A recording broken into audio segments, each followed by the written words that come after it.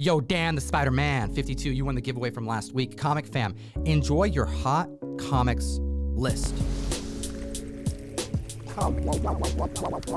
Broadcasting from somewhere on Spaceship Earth with Gem Mint from Gem Mint Collectibles to chat about the comics defining this generation of collectors. How you feeling, brother? And happy birthday. I'm feeling great, man. Another year older. Thank you so much for posting on IG and everything, giving me the birthday wishes, and to the comic fam who came through. Appreciate y'all. Yo, comic fam, give Gem some love in the comment section below. Hit the subscribe, slap the like. Let's chat about Kang at number 10. That's right. Coming in at number 10, we have Avengers 8, the first appearance of Nathaniel Richards, aka Kang the Conqueror. We know that Jonathan Majors is playing Kang the Conqueror in Ant-Man Quantumania, but has the Loki show with the Time Variance Authority and the Timekeepers renewed interest earlier than expected? Comic fam, you got to be following Gem over on his channel because every single week at 5 p.m. Pacific Standard Time on Fridays, we're doing a whole Loki recap with a cast of YouTube members from our community that is outstanding. We're talking Very Gary, Pressable, Defects. We had Benny from Comicstorian on, and we're hearing that Eris from Variant Comics is going to be on the mic this week as well. You got to be following us, you got to be watching Loki, and you got to be keeping track of these prices because they be shooting up. Yeah, they say we assembled the comic Illuminati. We got everything always on there. We got Shartimus Prime. We got No More Mutants. And I've been talking with Rob from Comics Explained too. So I think we're going to really get it popping this following week, Friday. So make sure to join us and make sure to check out these crazy record-breaking sales for Avengers 8. A 2.5 sold for $550 in May. It's up 18%, now selling for $650. The 3.5, which sold for $648 in May, is up 28%, now selling for $827. The 4.5 going for $840 back in March is up 19%, officially hitting $1,000 this week. A lot of people looking at the appearance of Ravonna Renslayer, the various timekeeper shots in Loki this past week that is alluding to what is going to be a lot of ruckus being done by our favorite time-traveling menace. Now, at number 9, we have a Silver Age comic book, a villain from the Spider-Man run that's been going largely unappreciated for a long time. Undervalued and is starting to creep up as we approach the next Spider-Man movie. We're talking Amazing Spider-Man issue number 41, the first appearance of the Rhino. This has always been one of my favorite Spidey villain keys. It's a low number issue, issue 41. You have the Rhino right there on the cover. It's always been super affordable, and there may be some renewed interest with so many Spider-Man villains throughout the previous movies, supposedly making cameo appearances in Spider-Man 3. Are we going to get a reprisal of the Amazing Spider-Man's version of the Rhino? We'll have to wait and find out, but a 2.0, which sold for just $200 in January, is up 50%, now selling for $300.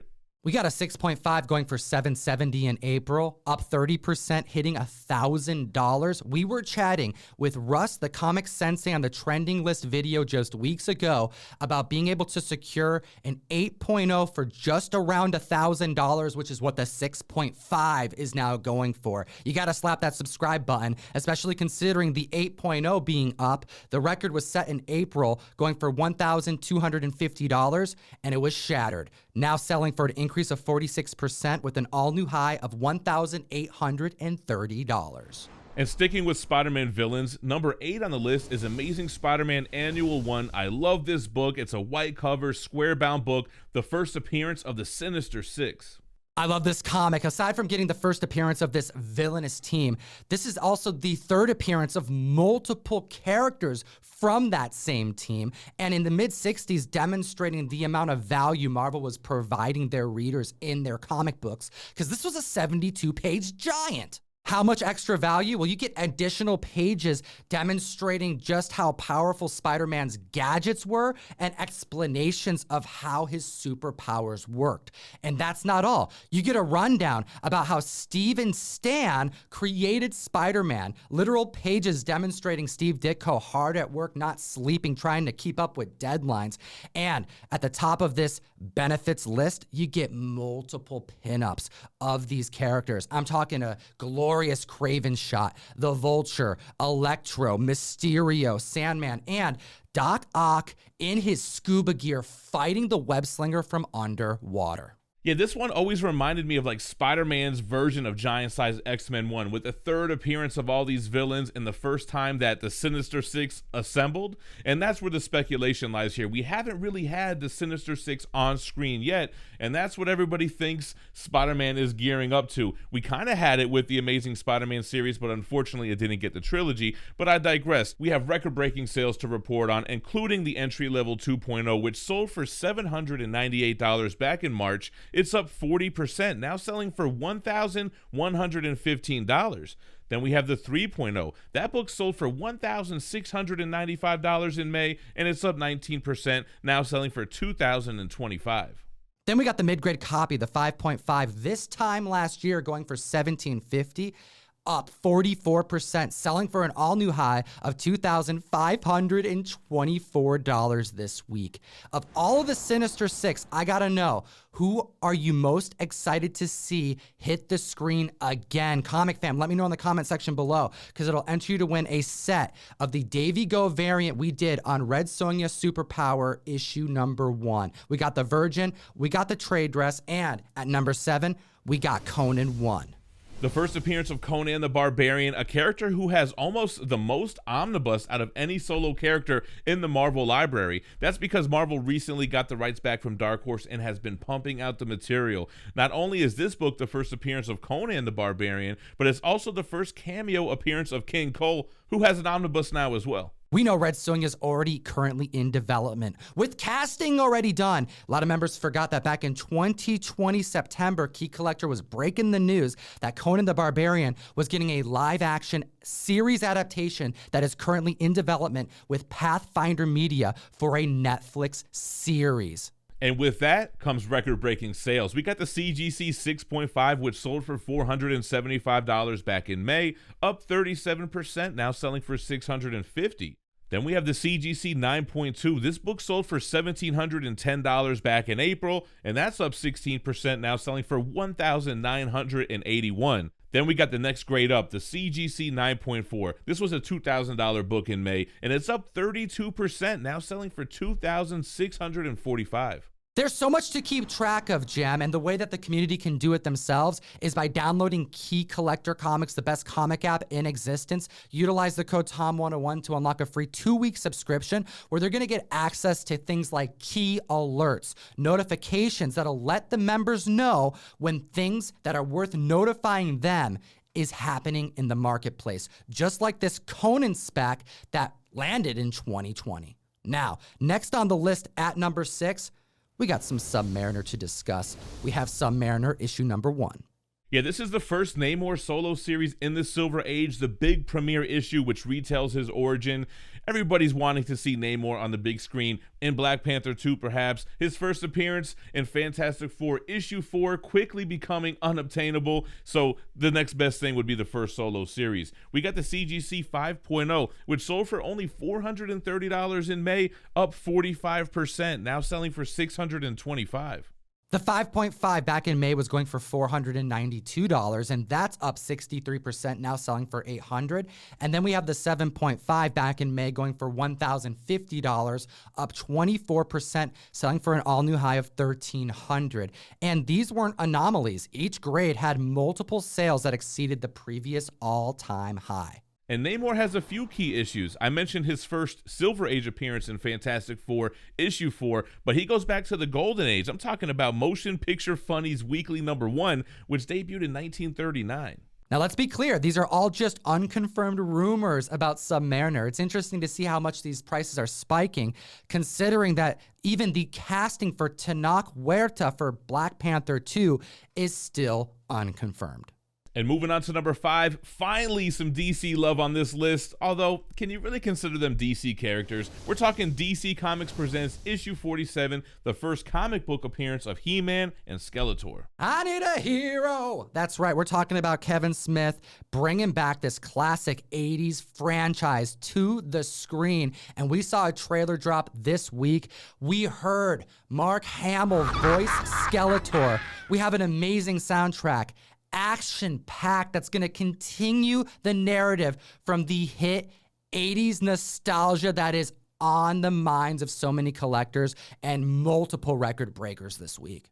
That's right, starting with the 8.5. This sold for $311 in May, and it's up 45%, now selling for $450. Then the 9.4, that was a $725 book in May, and now it's up 17%, selling for $845. Then we have the 9.8, back in April, going for $2,250. That was outdone by a new sale this week for $3,500. That's an increase of 56% in just a month. Now, there is also a sale that GPA is recording as of May 2nd of this year that we are not putting as the height of this book in 9.8 because it is 2 times larger in amount than the previous high sale. We're talking about a recorded sale of $5,175. That price doesn't seem right, so we are waiting to be able to confirm that, which we were unable to do yet. So we're putting the max at $3,500, but there is potential that someone dropped over $5K for a 9.8. And it'll make a little more sense, these price increases, when you look at where we came from just a year ago. Yeah, you might be thinking, yeah, that's kind of expensive, or those are kind of big percentage increases, but you got to look at what this book was doing just a year ago when the rumors hit of this He-Man Masters of the Universe animated series coming to Netflix. An 8.5 sold for $113 in June of 2020, and now it's $450. That's a percentage increase of almost 300%. Then the 9.4, that was a $208 book back in 2020. When it's selling for $845 now, that means it's increased over 300%. And then we have the 9.8, which this time last year went for $750. Even if we pick the lower of the 2 sales we reported at $3,500, that's an increase of 366% in 12 months. That book has been on the move, just like number 4 on our list with Avengers 47, the first appearance of Dane Whitman, who later becomes the 3rd iteration of the Black Knight. We're all hyped to see Kit Harington, the bastard, Jon Snow take on the role of Dane Whitman, the Black Knight. But Jem, I'm getting a little worried, man. We're not seeing nearly enough right now, trailers or teasers or anything. From what we've seen so far, I think it's underwhelming. And it's making me feel like this movie may not land as hard as Marvel wants it to. See, I got to disagree. I understand the concerns, but I think the Eternals has such a rich history and ties so much in with Marvel cosmic lore. I think it's going to be a banger. Just like these record-breaking sales, we got a 4.0, which sold for $150 in May, up 67%, now selling for $250. The 5.0 sold for $180 in March, up 53%, now selling for $275. Then we have the 8.5 back in 2019 going for $800, and that's up 9%, selling for $875. Now, we have officially sold out of the mystery mail call for June. Big thank you to Raf Corsetti, Boom Studios, Ross Ritchie, James Tynan IV for making this one of the most successful months we've ever had. And we are currently closed for enrollment. But as of the 16th, we are going to be open for the July mystery mail call, and I have teamed up with Jem right here on the mic to release our first joint exclusive, and it's going to be a 1 per box. Do you want to do the honors? That's right, the first Comic Tom Gem Mint joint exclusive. We got approval from Dynamite to do a variant cover for issue 1 of The Boys, the OG, the original by Garth Ennis, and we have an amazing variant by Ben Templesmith. That's right, comic fam. Garth and his goodness. This is crazy. Big thank you to Dynamite. Big thank you to Ben Templesmith for this stunning, this creepy Homelander cover. 1 per box, and we do have virgins that are being sent out randomly. Big shout out to Nick Barucci and the team over at Dynamite. Make sure you support this box, y'all, for the first Gem Comic Tom exclusive. Open enrollment starts on the 16th. ComicTom101.com to support both shows. And let's chat about some Spider-Woman at number 3. Yeah, Marvel Spotlight 32. I think this is the first time this book has made the list. The first appearance of Jessica Drew. Not only will she be voiced by Issa Rae in Into the Spider-Verse 2, but there's also speculation on the Jessica Drew character showing up in Marvel's Secret Invasion.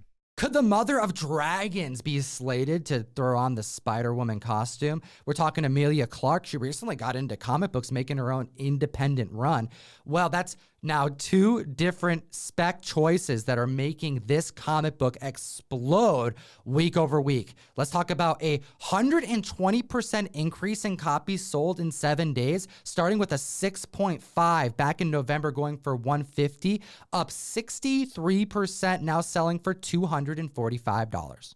Then we have the CGC 9.2, which sold for $824 just last week at the time of recording, up 38%, now selling for $1,140. And then we got the 9.8 hot damn Comic Fam back in May, going for $3,700, now outdone with a 22% increase, all new highs at $4,500. Whew, that's a big sale for that 9.8. Moving on to number 2 on the list, we don't have a comic book, we have a magazine to report on. We're talking Deadline Magazine, issue 1, the first appearance of Tank Girl. We've known since the key alert back in September 2019 that Margot Robbie, you know her as Harley Quinn in the DCU, that her production company acquired the rights to release and produce and direct a Tank Girls movie, and that there was a director hired to do so. And considering the rise of 80s and 90s independent nostalgia, this comic book, I suspect, was undervalued and underappreciated, especially considering the low census count across all grades. This is a scarce book, man. There are only 4 copies graded at an 8.5, only 6 copies graded at an 8.0, 2 graded at a 6.5, and there's only 1 lone CGC 4.5. There's only 26 unrestored copies of this on the CGC census altogether. That's why we have to report on a CGC 4.5, which has only 1 record of a sale for $539. Just like the 7.5, there's no previous recorded history, but we have a $987 sale this week. And there's only 5 copies in that grade that are currently listed on the census. Then we have the 7.0 back in January going for $800, now being sold for $1,063. That's an increase of 33%. But that's nothing. The CGC 8.5, which sold for $950 in January, is up 110%, now selling for $2,000. We've been telling it for over a year now that the 30-year cycle of 80s nostalgia has officially landed, with things like Thundercats, G.I. Joe, and TMNT on the minds of collectors across the board. And because of that, we've seen other independent runs such as Grendel, The Crow, and Usagi Yojimbo all spiking to no end. And this week we have another fan favorite, Bone number 1, seeing some hikes that we gotta definitely shout out. A 5.0 back in 2016 would sell for $520, and we have a new record of $2,190 this week. The Copper Age love is real. The 80s independent creations, the 80s nostalgia bug. I love talking about those books, and we talk about them more in our honorable mentions list, where we talk about one-off record-breaking sales. Make sure to check that out. Slap that subscribe button, Comic Fam. Hit the like. We need your support. We're going for 10 likes this video. Can we get there? Let's chat about the hottest book in the world. We're talking Moon Knight's first appearance, leading the list at number 1, and Werewolf by Night, issue number 32. The first appearance of Mark Spector, or at least one of his personalities. We know Oscar Isaacs is going to portray this multifaceted superhero on Disney+, and as we inch closer and closer to the show, the record-breaking sales are rolling on in. We got the CGC 2.5, which sold for $800 in May, up 56%, now selling for $1,250. The 3.0, which sold for $730 in February, begging for a price correction, is up 147%, now selling for $1,800. But Tom, hit him with that 3.5 sale. That's right. We're talking these entry-level prices all exceeding $1,000 for the first time in comic history. The 3.5 back in March could have been secured for $881, and that is up 127%, selling for an all-new high of $2,000 this week. History being made every 7 days, Comic Fam. Subscribe to the channel. And as always, geek responsibly, stay minty fresh, and make sure to support the July Mystery Mail Call. Enough said. Comic Fam, we got the podcast down here for you, back on schedule, as well as the honorable mentions video we were just telling you about. Take a look. There's a lot more comics that you've got to know.